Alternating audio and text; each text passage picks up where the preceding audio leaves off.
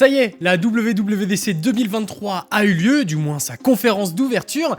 Il est donc peut-être temps de faire un petit tour des nouveautés ensemble. Alors, nouveaux OS et surtout nouveaux produits puisqu'il y en a beaucoup cette année.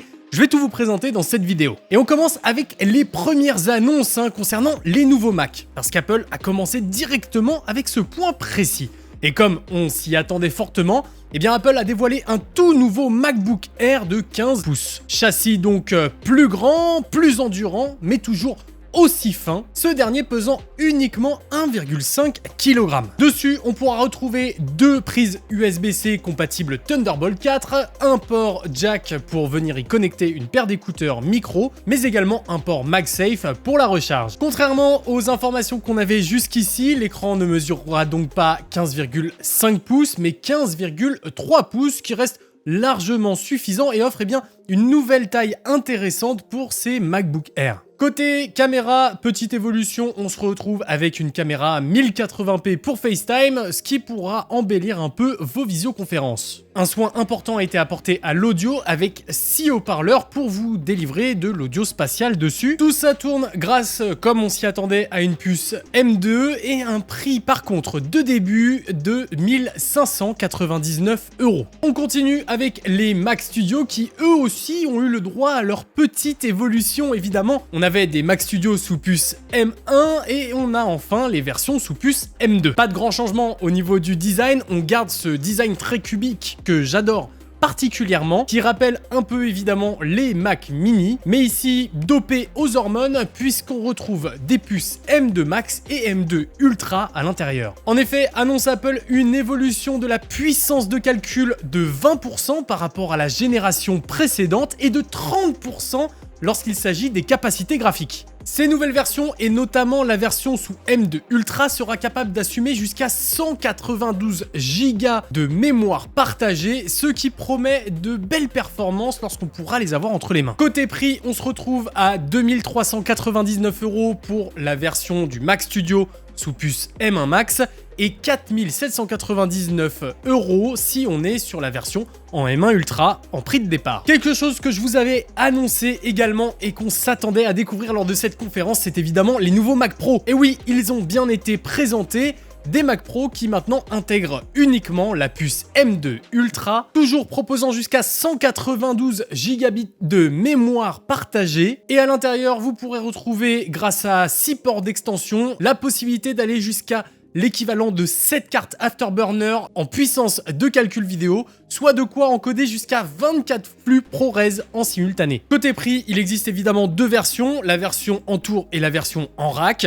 Et la version la moins chère en tour commence à partir de 8299 € et la version rack commence elle à 8999 €. Tout cela conclut donc la transition d'Apple pour s'émanciper d'Intel puisque maintenant l'ensemble des produits de la marque tournent sous des puces propriétaires, une transition qui aura duré un peu plus longtemps que prévu pour Apple qui avait planifié 2 ans et qui aura mis 2 ans et demi. On a eu ensuite le droit à toutes les mises à jour de systèmes d'exploitation. Alors, il y a beaucoup de choses à dire, donc je vais pas rentrer dans le vif du sujet pour chacune d'entre elles, mais je vais vous donner les grands traits de chacune des nouvelles versions, bien que les mises à jour de cette année soient quelque peu décevantes. iOS n'amène pas de grandes nouveautés de son côté, mis à part la possibilité maintenant, de laisser un message vidéo si quelqu'un ne répond pas à notre FaceTime, mais également la fonctionnalité Live Voicemail qui va directement retranscrire en texte un message vocal qu'on vous aurait laissé sur votre boîte mail. Ça vous permet donc de ne pas avoir à écouter les audios et directement lire du texte, ce qui est quand même plus simple et plus rapide. Cette fonctionnalité sera d'ailleurs aussi implémentée à iMessage qui vous permettra de retranscrire directement les audios en texte pour ne pas perdre trop de temps. On a eu le droit aussi au poster pour les contacts, de nouvelles fonctionnalités d'affichage lorsque les contacts vous appelleront pour mettre un peu des effets comme on peut avoir sur les écrans de verrouillage depuis iOS 16. Avec des effets de profondeur, des effets de couleur, ou même utiliser directement le Memoji de votre contact. Vous pourrez donc personnaliser l'image qui s'affiche lorsque votre contact vous appelle un peu plus que ce qu'on pouvait faire jusqu'ici. Une grosse nouveauté aussi, c'est le mode table de chevet que Apple intègre dans iOS 17, qui reprend grosso modo les codes de ce que fait l'Apple Watch lorsqu'elle est en charge sur un petit dock la nuit.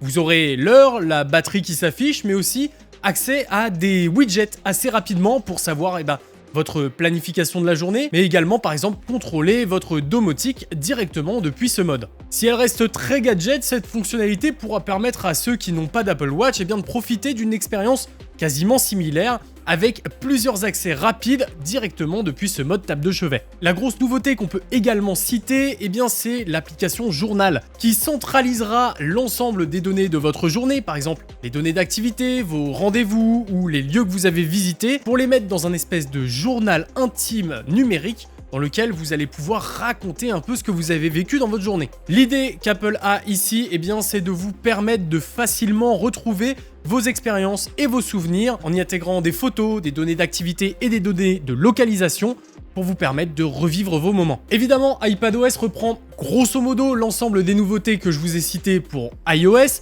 en y intégrant quelques nouvelles qui sont propres à iPadOS, et notamment les widgets interactifs, qui malheureusement resteront statiques sur iPhone, mais seront là donc interactifs sur iPad pour vous permettre de rapidement cocher des tâches, changer de musique, etc., etc. On a aussi le droit à un écran de verrouillage totalement repensé, intégrant lui aussi des widgets à l'instar d'iOS l'an dernier, mais aussi des live activities qui vous permettront donc d'avoir toujours un œil sur les applications que vous faites tourner en arrière-plan. Aussi, et c'était l'une des choses les plus intéressantes, l'application PDF intègre maintenant une technologie d'auto-remplissage qui vous permettra de remplir et signer rapidement des PDF avant de les renvoyer, mais aussi de les intégrer directement dans Notes pour pouvoir collaborer avec diverses personnes. macOS apporte lui aussi la gestion des widgets améliorés. Maintenant, vous pourrez les prendre en charge directement sur le bureau et y accéder facilement. Et vous pourrez d'ailleurs, si vous avez votre iPhone ou votre iPad à côté ou connecté sur le même réseau Wi-Fi, accéder aux widgets des applications que vous avez sur ces derniers. Safari bénéficie d'une petite mise à jour intéressante, comme la possibilité de créer plusieurs profils dédiés à différents moments de votre journée, par exemple travail, école et maison, dans lesquels vous pourrez activer ou désactiver différentes extensions pour Safari, différents raccourcis dans la barre des tâches, afin d'avoir toujours une expérience qui convient au moment de votre journée. Vous pourrez d'ailleurs maintenant utiliser un partage de mots de passe si par exemple vous êtes dans une entreprise qui travaillait sur macOS et que vous avez besoin de partager rapidement un mot de passe à un collaborateur pour qu'il accède à une plateforme sur laquelle vous travaillez ensemble. Pour finir, WatchOS se dote d'une toute nouvelle façon de naviguer avec des espèces de cartes facilement accessibles, finalement des petits widgets sous Live Activities. Il vous suffira de faire tourner la Digital Crown vers le haut pour accéder à plein de petites cartes qui permettent donc de se passer des complications sur les faces pour plutôt accéder à ce genre de cartes et avoir plus d'informations d'un seul coup. Ces dernières seront intelligentes et correspondront aux activités que vous faites sur le moment. Par exemple, si vous avez un rendez-vous qui approche et que vous ouvrez les cartes, vous aurez en priorité le calendrier qui s'affichera.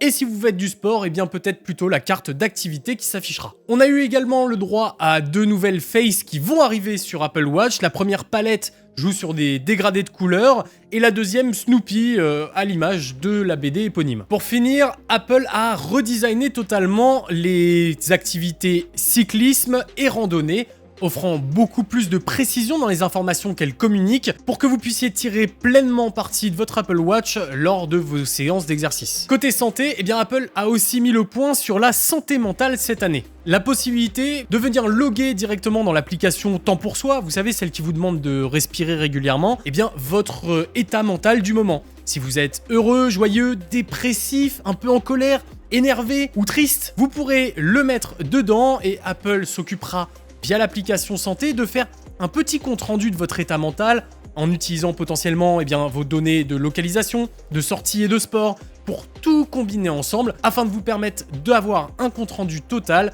de votre état mental. Une autre fonctionnalité vous permettra de connaître le temps que vous passez dehors grâce au capteur de luminosité intégré sur l'Apple Watch. Ça vous permettra de savoir si vous passez assez ou pas assez de temps à l'extérieur et si vous devez vous forcer un peu plus à faire des randonnées pour avoir les 80 à 120 minutes recommandés par jour d'air frais. Pour ce qui est des bêtas, pour les développeurs, vous pourrez y accéder dès aujourd'hui et les versions publiques seront-elles disponibles dès le mois de juillet, donc il va falloir patienter un petit mois. Vous le voyez, pas de grosses nouveautés sur les systèmes d'exploitation cette année de la part d'Apple, mais on a également eu le droit à la présentation du Apple Vision Pro, le fameux casque de réalité mixte d'Apple, que je vous présenterai dans une vidéo dédiée qui doit être sortie à peu près en même temps que celle-ci. Voilà donc ce gros résumé de ce qu'on a pu découvrir lors de la WWDC 2023. J'espère que j'ai fait le tour de tous les sujets qui pouvaient vous intéresser. Si c'est le cas, pensez à vous abonner pour ne pas louper les prochaines informations concernant les produits d'Apple. Moi, tout ce qui me reste à vous dire, c'est à très bientôt pour plus de contenu sur la chaîne et sur les produits Apple évidemment.